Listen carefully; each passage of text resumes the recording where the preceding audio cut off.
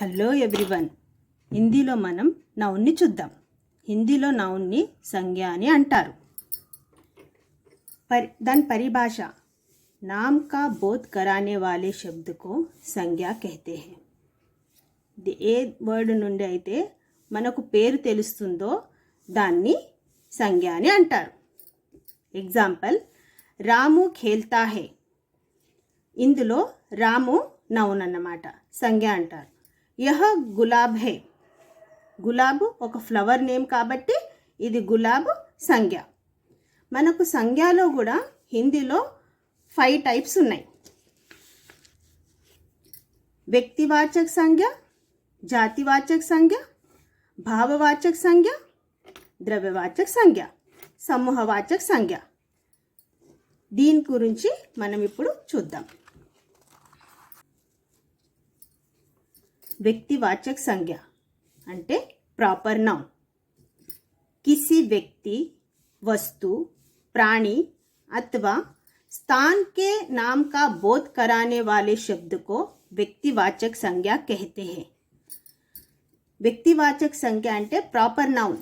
వ్యక్తి అంటే ఒక పర్సన్, వస్తువు అంటే థింగ్స్, ప్రాణి అంటే యానిమల్స్, అథవా స్థాన్ అంటే ఒక ప్లేస్. के नाम का बोध कराने वाले शब्द को వ్యక్తివాచక సంజ్ఞ कहते. అంటే మనం ఇంగ్లీష్లో ఎలా అయితే ప్రాపర్ నౌన్ పర్టికులర్గా నేమ్ ఏదైతే ఉంటుందో దానికి ఎలా అంటామో వ్యక్తివాచక సంజ్ఞ కూడా సేమ్ అలాగే అన్నమాట. ఎగ్జాంపుల్, రామ్ పడతా హే. ఇందులో రామ్ వ్యక్తివాచక సంజ్ఞ.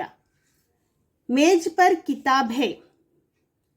మేజ్ మేజ్ అంటే టేబుల్, అది వ్యక్తివాచక సంజ్ఞ. కితాబ్ కూడా సంజ్ఞనే. కోయల్ గాతి హే. ఒక యానిమల్కు సంబంధించింది కాబట్టి కోయల్ కూడా వ్యక్తివాచక సంజ్ఞ. ముంబై బడా షహర్ హే. ఇందులో ముంబై వ్యక్తివాచక సంజ్ఞ అని వస్తుంది. మనకు పర్టికులర్గా ఏవైతే నేమ్స్ మెన్షన్ చేయబడుతుందో అది వ్యక్తివాచక సంజ్ఞ అవుతుంది. మనం సెకండ్ ఇప్పుడు జాతివాచక సంజ్ఞ చూద్దాం. जातिवाचक संज्ञा कॉमन नाउन. जिस संज्ञा शब्द से किसी व्यक्ति या वस्तु का संपूर्ण जाति का बोध होता हो उसे जातिवाचक संज्ञा कहते हैं. అంటే ఒక జాతిని తెలిపే ఏదైతే వర్డ్ ఉంటుందో అది జాతివాచక సంజ్ఞ అవుతుంది. ఎలా అంటే ఎగ్జాంపుల్ ద్వారా తెలుసుకోండి. లడికా ఖేల్తా హే. లడికా లడికి ఒక అబ్బాయి ఇంకా అమ్మాయి జాతికి తెలుపుతుంది కాబట్టి ఇందులో లడికా అన్నది జాతివాచక సంజ్ఞ. ఇక్కడ వ్యక్తివాచక సంజ్ఞలో పర్టికులర్గా నేమ్ చెప్తున్నారు. ఇందులో లడికా లడికి అని చెప్తున్నారు, ఒక జాతిని తెలుపుతున్నారు. ఈ వర్డ్ వల్ల మనకి ఏంటంటే ఆడపిల్ల మగపిల్లగాడు తెలుస్తున్నాడు కాబట్టి ఇది జాతివాచక సంజ్ఞ. నది బెహతీ హే. ఇందులో నది అన్నది జాతివాచక సంజ్ఞ. నది అని అనగానే మనకు ఒక ఇమేజ్ వస్తుంది, వాటర్ ఉన్నది ప్లేస్ కాబట్టి ఈ నది జాతివాచక సంజ్ఞ అవుతుంది. ఎప్పుడైతే నదులది కృష్ణ, కావేరి, గోదావరి ఇలా నేమ్ మెన్షన్ చేస్తారో అప్పుడు వ్యక్తివాచక సంజ్ఞ వస్తుంది. అది దాని జాతిని తెలుపుతున్నారంటే అప్పుడు అది జాతివాచక సంజ్ఞ అవుతుంది. ఫూల్ ఖిల్తే హే. ఫూల్ ఇందులో జాతివాచక సంజ్ఞ. మనకు ఫూలు గులాబ్ కానీ చెమేలి కానీ మన ఫూల్కి నేమ్ చెప్తున్నారంటే అది వ్యక్తివాచక సంజ్ఞ అవుతుంది. ఓన్లీ ఫ్లవర్ అని చెప్తున్నారంటే అప్పుడు అది జాతివాచక సంజ్ఞ అవుతుంది. హరే బరే పేడ్ హై. హరే బడే పేడ్ అంటే ఇది పేడు కూడా జాతివాచక సంజ్ఞ. ఇది పేడ్ మనకు బనియాన్ ట్రీ కానీ నీమ్ ట్రీ అని కానీ మనకు అది చెప్తున్నారంటే పర్టికులర్గా అది వ్యక్తివాచక సంజ్ఞ అవుతుంది. మనం ఆ జాతిని తెలుపుతున్నారంటే అది జాతివాచక సంజ్ఞ అవుతుంది. వ్యక్తివాచక ఇంకా జాతివాచకలో ఈ చేంజ్ మీరు అర్థం చేసుకొని రాయాల్సి వస్తుంది. ఇప్పుడు భావవాచక సంజ్ఞ చూద్దాం. Abstract noun. ఇది భావాలకు సంబంధించింది. వర్డ్స్ ఏవైతే ఉంటాయో మనకి హిందీలో ఎలా చేంజ్ అవుతాయో అవి కూడా చెప్తాను నేను. शब्द के जिस रूप से भाव का बोध होता हो उसे भाववाचक संज्ञा कहते हैं. ఏ వర్డ్తోనైతే మనకు భావాలు తెలుస్తాయో అలాంటి వర్డ్ని భావవాचक संज्ञा అంటారు. व्याकरण की दृष्टि से यह शब्द इस प्रकार बनाए जाते हैं. అయితే వ్యాకరణ దృష్టిలో మనకి హిందీలో జాతివాచక సంజ్ఞాసే లడక ఒక అబ్బాయి దాన్ని భావవాచక సంజ్ఞాల మార్చేటప్పుడు లడక్పన్. మిత్ర భావవాచక సంజ్ఞాల మారేటప్పుడు మిత్రత. పశు పశుత. మనుష్య భావవాచకులు మారేటప్పుడు మనుష్యత. మానవ్ మానవత్వ. ఇన్సాన్ ఇన్సానియత్. సర్వనామ్ సర్వనామ్ అంటే ప్రొనౌన్తో వచ్చే వర్డ్స్ మనకు భావవాచకులు ఎలా మారుతాయంటే మమ మమత్వ. అప్నా అప్నత్వ.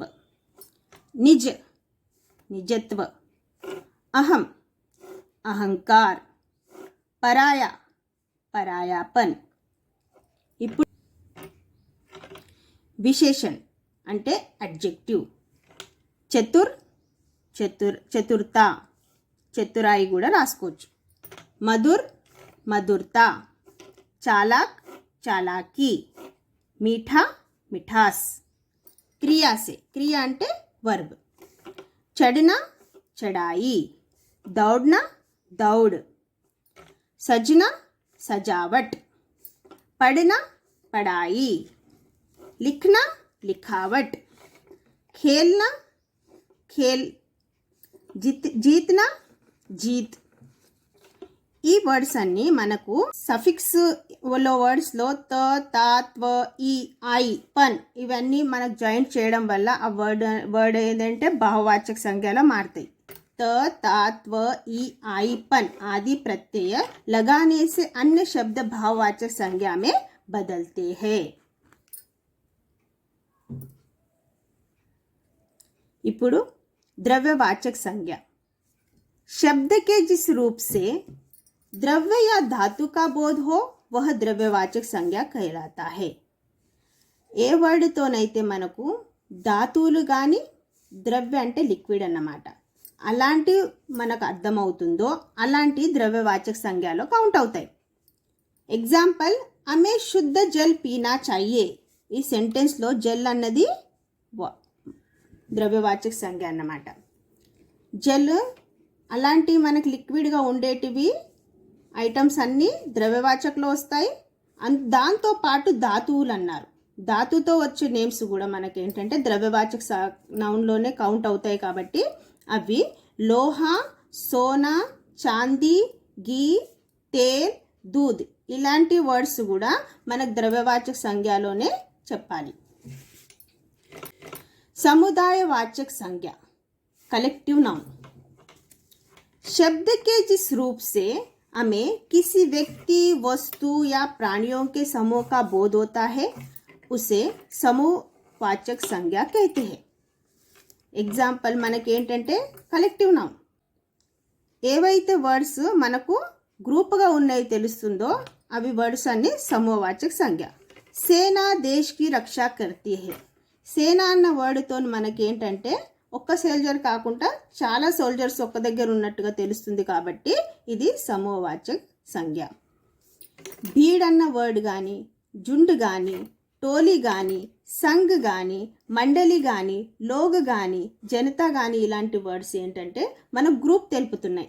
ఒక పర్సన్కు సంబంధించింది కాదు, ఇద్దరు గురించి కూడా కాదు, చాలామంది. బీడ్ అంటే ఏంటంటే మనకు రష్ ఉండడం, జుండ్ అంటే కూడా మనకి ఏంటంటే గ్రూప్లో ఉండడం, టోలీ చాలామంది ఉన్నదానికే టోలీ అంటారు, సంఘ్ మనకు సంఘాలన్నీ ఉన్న కాడ చాలామంది జనం కలిసి ఉంటారు, మండలిలో కూడా సేమ్ అలాగే. లోగ్ అంటే చాలా మనుషులు, జనతా కూడా ఇది చాలామంది ఉన్నది వస్తుంది కాబట్టి ఇదేంటంటే సమూహవాచక సంజ్ఞ.